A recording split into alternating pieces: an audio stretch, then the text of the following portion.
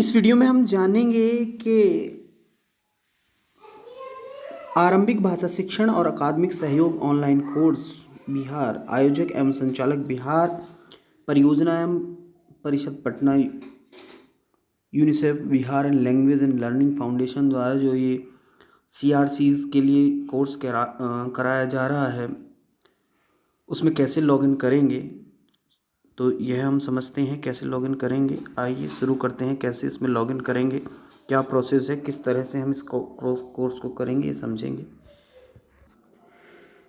जैसे कि आप देख रहे होंगे कि आपको ग्रुप में ये लिंक मिला है। आप देख रहे होंगे कि कोर्स वेबसाइट लिंक यानी LMS पोर्टल का जो लिंक है हमें ये मिला है। इस तरह से आप देख रहे होंगे कि http://bit.ly/LLF_OSC। तो ये जो हमें कोर्स का लिंक मिला है, हम इस लिंक को जैसे ही टच करते हैं तो कुछ ऐसा इंटरफेस खुल के हमारे सामने आ जाता है। ये ऐसा इंटरफेस खुल के LMS पोर्टल खुल के हमारे सामने आ जाता है प्रोसेसिंग के बाद। तो एक ऐसी विंडो हमारे पास आती है। तो उसमें हम क्या करते हैं कि हम यहाँ देख रहे होंगे कि हमारा जो यहाँ रजिस्टर्ड नंबर है जिसके द्वारा हमने रजिस्ट्रेशन किया था, वह नंबर इसमें हमें डालना रहेगा। वही नंबर हमारा यहाँ पासवर्ड की जगह डालना पड़ेगा। यानी कि ऊपर भी यहाँ भी हम अपने उस रजिस्टर्ड फ़ोन नंबर को डालेंगे जिससे हमने कोर्स के लिए रजिस्ट्रेशन किया था, और यहाँ पासवर्ड में भी हम उसी को डालेंगे। और उसके बाद हम यहाँ लॉगिन पर करेंगे क्लिक। तो जैसे ही हम लॉगिन पर क्लिक करते हैं तो कुछ ऐसा इंटरफेस खुल के हमारे सामने आ जाता है। हमने लॉगिन पर क्लिक किया है और ऐसा इंटरफेस खुल के हमारे सामने आ जाता है कि पासवर्ड बदलिए। यहाँ आप ऊपर देख रहे होंगे कि लिखा आया है कि पासवर्ड बदलिए। तो हमारा यहाँ रजिस्टर्ड मोबाइल, यहाँ डेमो ID है ये, यहाँ रजिस्टर्ड मोबाइल नंबर आपको दिखाई पड़ेगा इस जगह, और हमें करंट पासवर्ड में डालना पड़ेगा वही मोबाइल नंबर जिससे हमने अभी रजिस्ट्रेशन में डाला था, क्योंकि ID और पासवर्ड दोनों वही है। तो यहाँ करंट पासवर्ड में हम वही डाल देंगे।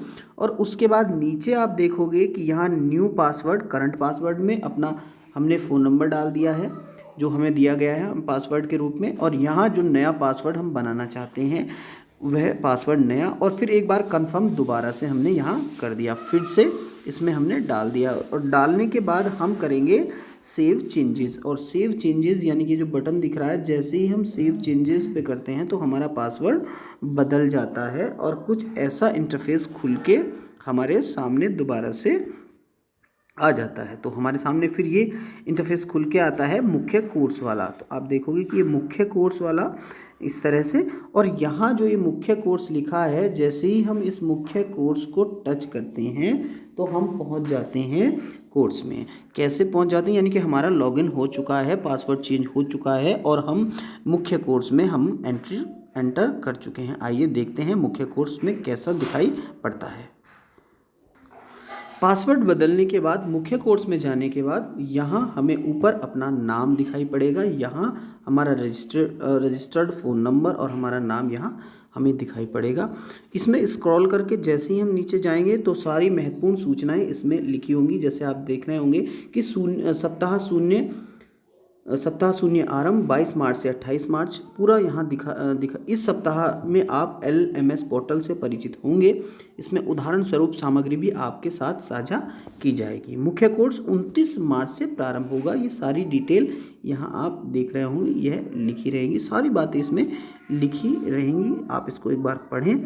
पढ़ने के बाद आप यहाँ नीचे देखोगे कि यहाँ मुख्य कोर्स और मेंटर डाई, ये हमें मेंटर को दिखाई पड़ रही है कि जैसे ही हम मुख्य कोर्स में गए हैं, मुख्य कोर्स में जाने के बाद हम देखेंगे कि 0 सप्ताह, आपको यहाँ 0 सप्ताह दिखाई पड़ेगा। और 0 सप्ताह में जाने के बाद यहाँ कुछ ऐसा दिखाई पड़ेगा। यहाँ मैंने ये सारे काम कर लिए हैं, यानी कि LLF के संस्थापक और कार्यकारी निदेशक श्री धीर रंजन जी का संदेश मैंने सुन लिया है, श्री सहदेव पवार जी का संदेश मैंने सुन लिया है। इसीलिए ये जो सामने जो हम काम करते जाएंगे उसके सामने यहाँ ये ग्रीन टिक होता चला जाएगा, और जो काम हम नहीं करेंगे उसके सामने ग्रीन टिक नहीं रहेगा। जैसे मैंने मॉड्यूल 0 यूनिट फर्स्ट नहीं पढ़ी है, तो इसके सामने आप देखोगे कि यहाँ ग्रीन टिक नहीं आया है। जो काम हम कर चुके हैं उसके सामने ग्रीन टिक आ जाता है। जैसे कोर्स परिचय मैंने देख लिया है तो यहाँ ग्रीन टिक आ गया है।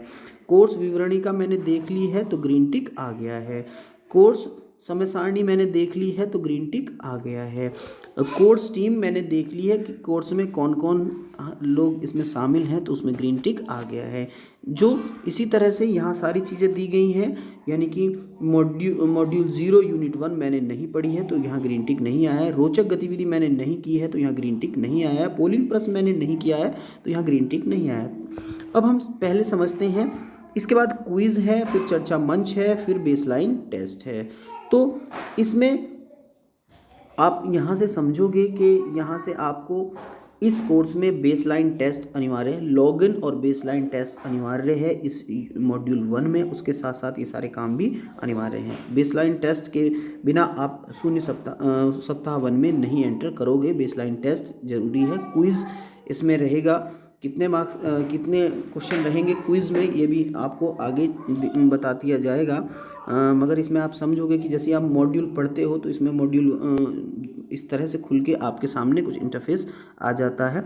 तो यहाँ आपको देखो, फ़ोन को हम 2 तरह से पकड़ते हैं, एक तो हम पोर्ट्रेट होता है और एक लैंडस्केप मोड होता है। तो यहाँ हमें लैंडस्केप में यानी कि लैंडस्केप मोड में रखना है। और जैसे ही हम यहाँ से इसको चलाते हैं, इसको प्ले करते हैं, यहाँ से प्ले हम क्लिक करते हैं तो कुछ ऐसा इंटरफेस खुल के दोबारा से हमारे सामने आ जाता है कि इकाई 1 भाषा शिक्षण का महत्व।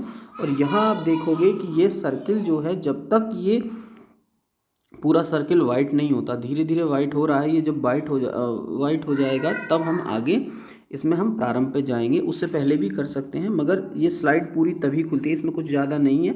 इसका मीनिंग ये है कि ये स्लाइड खुल रही है, कुछ और भी कंटेंट हो सकता है मगर इस स्लाइड में ज़्यादा नहीं है, इसलिए हम यहाँ से प्रारंभ इसको कर देते हैं। और जैसे ही हम प्रारंभ करते हैं तो फिर आप देखोगे कि पूरा सर्किल घूम रहा है, वाइट आप देख रहे होंगे।